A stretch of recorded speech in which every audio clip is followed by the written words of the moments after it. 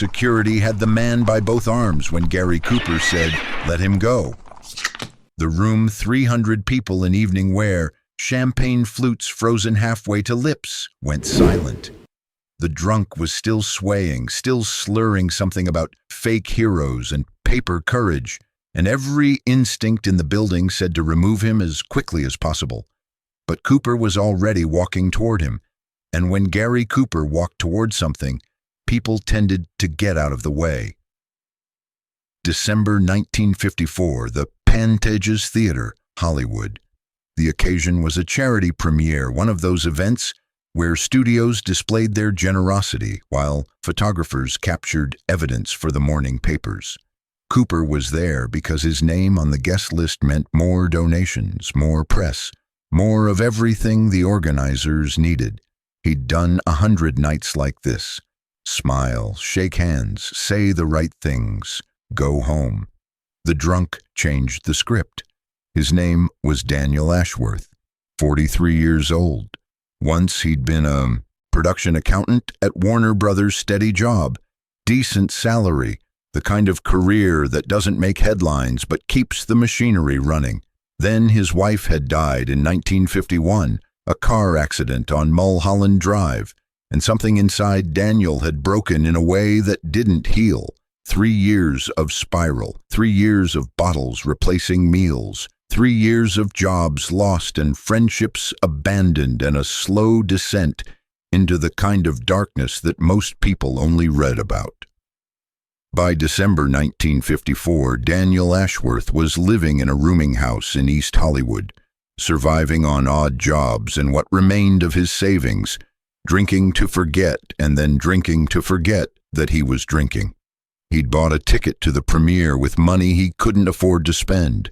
Some part of him, the part that remembered when he'd mattered, when he'd had a place in this industry, had wanted to see the lights one more time. To stand in a room where people still believed in things like glamour and success and the future.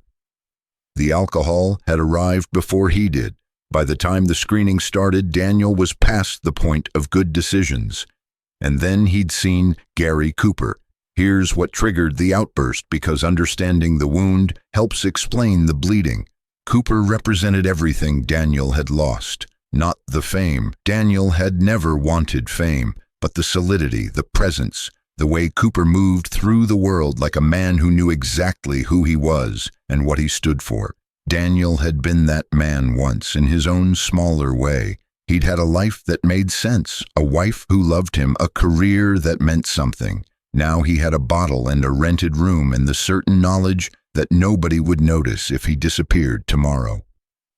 "You think you're a hero?" The words came out louder than Daniel intended, cutting through the murmur of polite conversation. "You're only a hero on paper, on screens. You've never done anything real in your life." Heads turned, conversations stopped. Bye. Security team, 2 large men in dark suits, started moving. "You stand there looking noble while real people suffer," Daniel was shouting now, the alcohol stripping away every filter. "You're nothing. You're a photograph. The security men had him, one on each arm, already steering him toward the exit, already calculating the fastest route to remove this embarrassment from the premises. "Let him go." Cooper's voice wasn't loud, but it carried. The security men hesitated. They looked at the event coordinator, who looked at Cooper, who was already walking across the lobby with the unhurried stride of a man who had all the time in the world. "Sir, this man is intoxicated and disruptive. We need to—" "I heard what he said. Let him go." They released Daniel's arms. He swayed but didn't fall. His face, flushed with alcohol and adrenaline, showed the beginning of something that might have been fear, the sudden realization that consequences were approaching. "What's your name?" Cooper asked. "What? Your name? What is it?" "Daniel. Daniel Ashworth." "Come with me, Daniel." It wasn't a request. Cooper turned and walked toward a door marked "Theater Staff Only," and something about the certainty in his movement made Daniel follow. The crowd watched them go, the star and the drunk, disappearing into the backstage shadows, leaving 300 people to wonder what could possibly happen next. What happened next took place in a storage room filled with folding chairs and old promotional displays.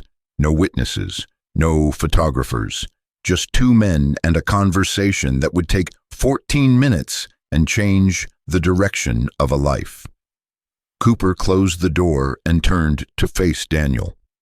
The backstage lighting was harsh, unflattering, the kind of light that reveals what stage lights are designed to hide. In it, Cooper looked older than he did on screen. Tired. Human. "You want to tell me what that was about?" Daniel's anger had drained away, replaced by the hollow emptiness that always followed his outbursts. I'm sorry. I shouldn't have. I'm not asking for an apology. I'm asking what's wrong." "Nothing. Everything." Daniel laughed, but it came out broken. "You wouldn't understand. Try me." And here's where Daniel Ashworth did something he hadn't done in 3 years.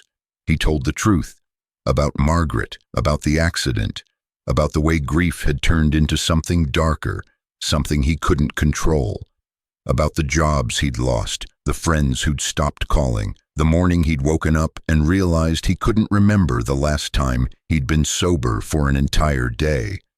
Cooper listened without interrupting. His face revealed nothing, no judgment, no pity, no impatience. Just attention, the full, focused attention of a man who was actually hearing what was being said. "I came here tonight because I wanted to remember what it felt like," Daniel said finally. "To be in a room where things still mattered, where people still had futures." He looked at the floor. "I don't have a future, I know that. I'm just running out the clock." "How long have you been drinking?" "Seriously? Since Margaret died. 3 years. Have you tried to stop?" "Once. Lasted 4 days. Then I found a bottle and—" Daniel shrugged. "You can't understand. You've got everything. Money, fame, people who care about you. You've never had to—" "I've watched people I love destroy themselves," Cooper said quietly. "I've seen what happens when the bottle wins. Don't tell me what I understand." The silence that followed was different from the silences before. Something had shifted. "What would it take?" Cooper asked. "To actually try to stop. Not for 4 days, for real." "It doesn't matter. I can't afford treatment. The programs that actually work, the ones with doctors and real support, they cost more than I'll make in 5 years. If I make anything at all." "That's not what I asked. I asked what it would take." Daniel looked at him. Really looked, trying to read what was behind the question. "Why do you care? I just screamed at you in front of 300 people. I called you a fake. You called me a hero on paper. Maybe you're right. Maybe everything I've done on screen doesn't mean anything real." Cooper's voice was steady, but something underneath it had hardened. "But I can do something real right now, tonight, if you'll let me." "What are you talking about?"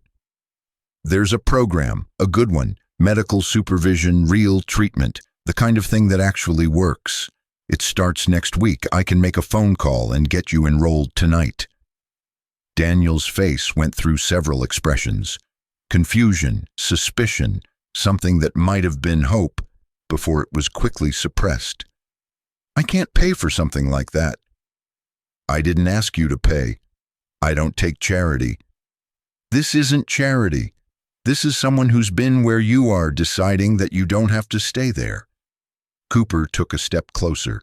3 years ago, you had a life, a career, someone who loved you.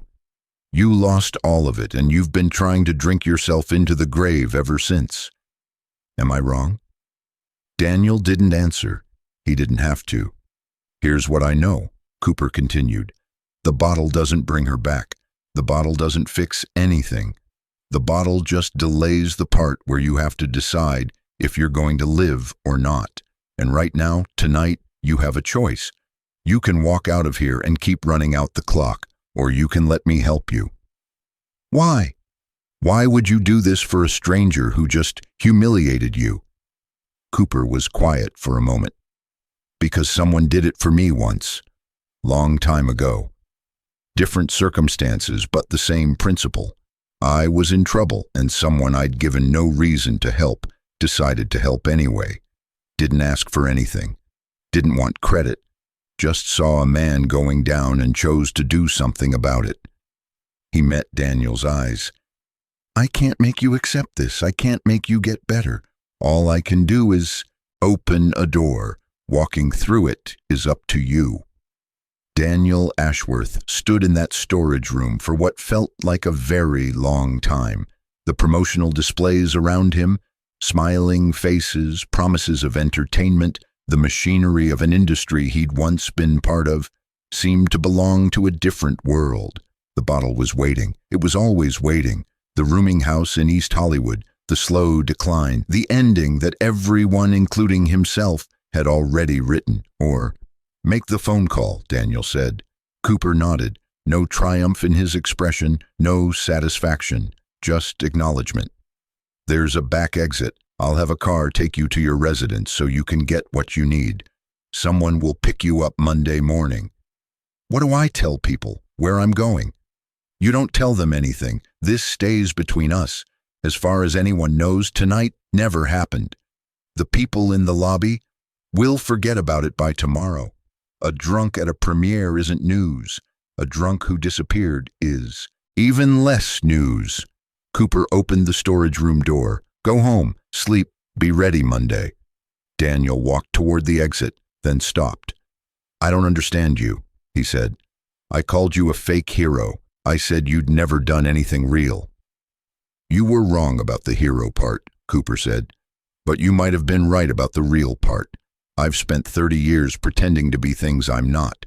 Cowboys, soldiers, sheriffs. Maybe it's time to do something that isn't pretend." "This is real." "Yes, this is real." Daniel left through the back exit. Cooper returned to the premiere, apologized for the disturbance, and spent the rest of the evening being exactly what everyone expected Gary Cooper to be. Gracious, charming, the kind of man who handled awkward situations with effortless class. Nobody asked what had happened backstage. Nobody would have believed the answer if they had. The program was called Mountain View, a residential treatment facility in the hills above Pasadena, one of the few places in 1954 that treated alcoholism as a medical condition rather than a moral failing. It had an 18-month waiting list and a cost that put it beyond the reach of anyone without substantial resources. Daniel Ashworth was admitted on Monday morning. His file listed his sponsor as anonymous. The bills were paid through a trust that revealed nothing about its benefactor. Here's what the next 11 months looked like, because recovery is a process rather than an event. Daniel spent the first 6 weeks in residential treatment, medical supervision for withdrawal, counseling for the grief he'd never processed, group sessions with other men who were fighting the same battle. It was the hardest thing he'd ever done. Harder than losing Margaret. Harder than the slow collapse of everything he'd built. Because this time, he had to be present for the pain. He had to feel what he'd been drinking to avoid. But he also had something he hadn't had in 3 years. A structure that kept him accountable. Doctors who monitored his progress. A community of people who understood what he was facing because they were facing it too. After residential treatment came outpatient care. Weekly sessions, group meetings, the slow rebuilding of a life that had almost been lost.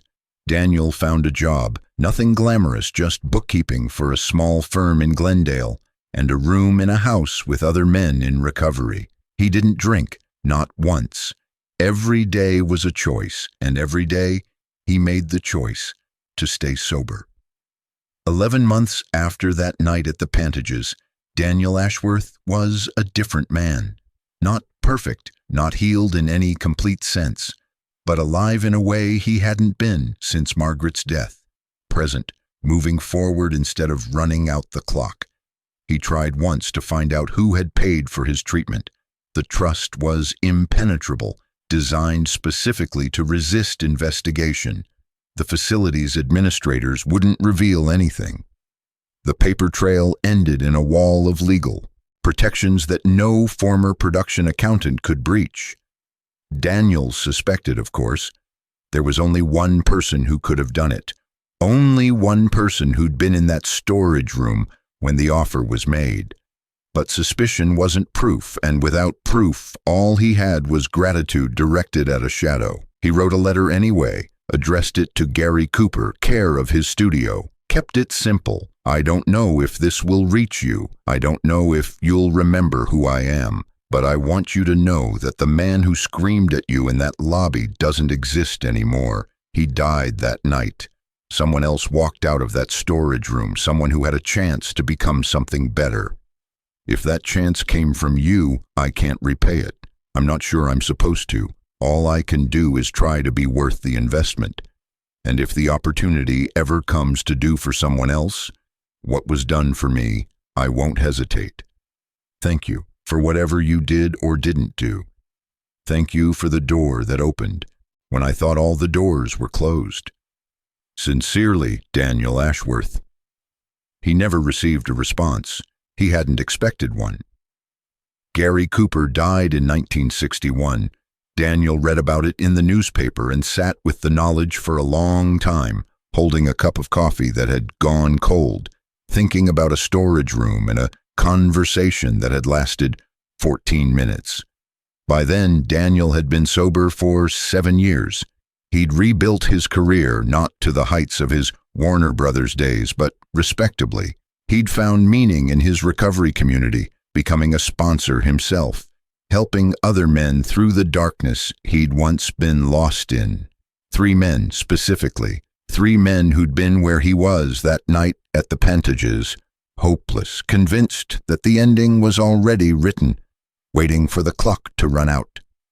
Daniel helped them the way he'd been helped, anonymously when possible, without expectation of gratitude or repayment. Just one person seeing another person going down and choosing to do something about it.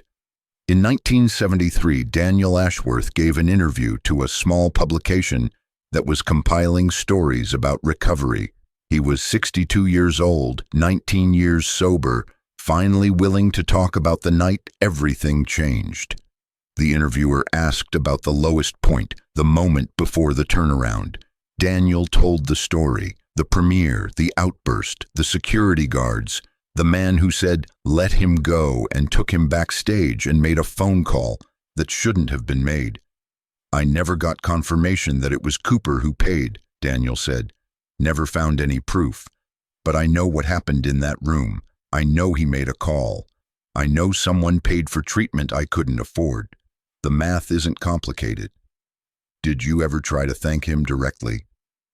I wrote a letter, never got a response. He died a few years later, so... Daniel shrugged. Maybe he read it, maybe he didn't. I like to think he knew that it worked, that whatever he invested in me wasn't wasted. What would you say to him now if you could? Daniel was quiet for a moment. When he spoke, his voice was steady but soft. I'd tell him that the night I thought my life was over was actually the night it began. I'd tell him that the man who screamed at him in that lobby was already dead. He just hadn't stopped breathing yet. I'd tell him that one conversation in a storage room, 14 minutes, created a ripple that's still spreading. He paused. I've helped 3 men get sober since then.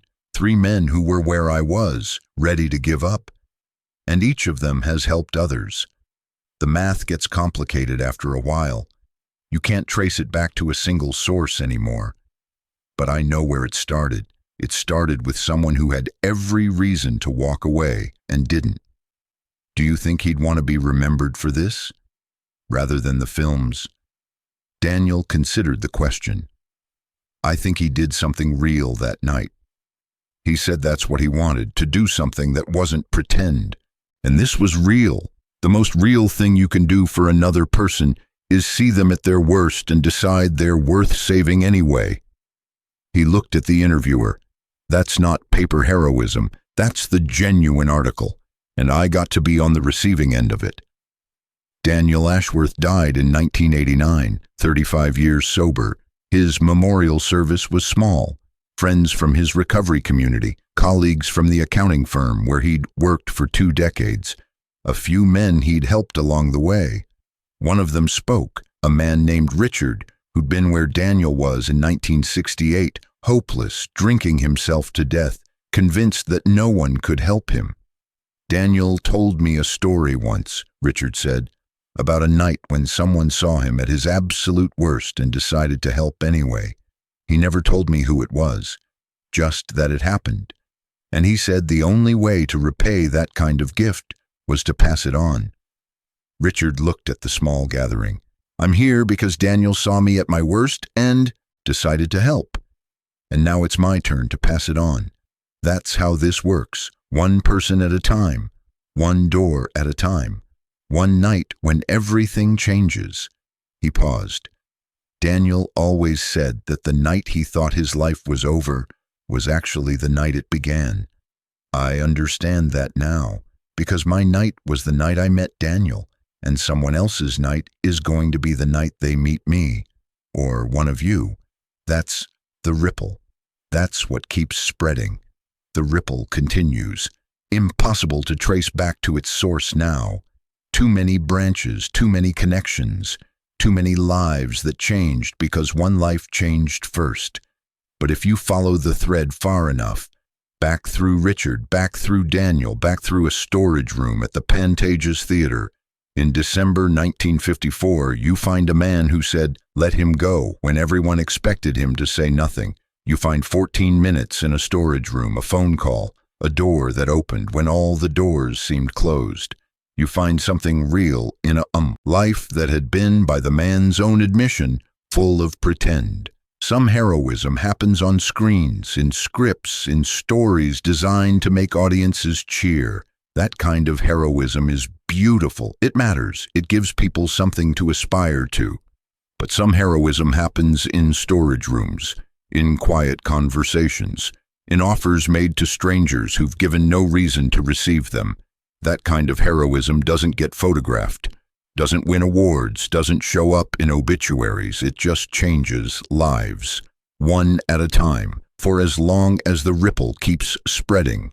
If you enjoyed spending this time here, I'd be grateful if you'd consider subscribing. A simple like also helps more than you'd think. This is a dramatized story inspired by real people and events. Specific dialogue, scenes, and side characters are creative reconstruction for storytelling purposes.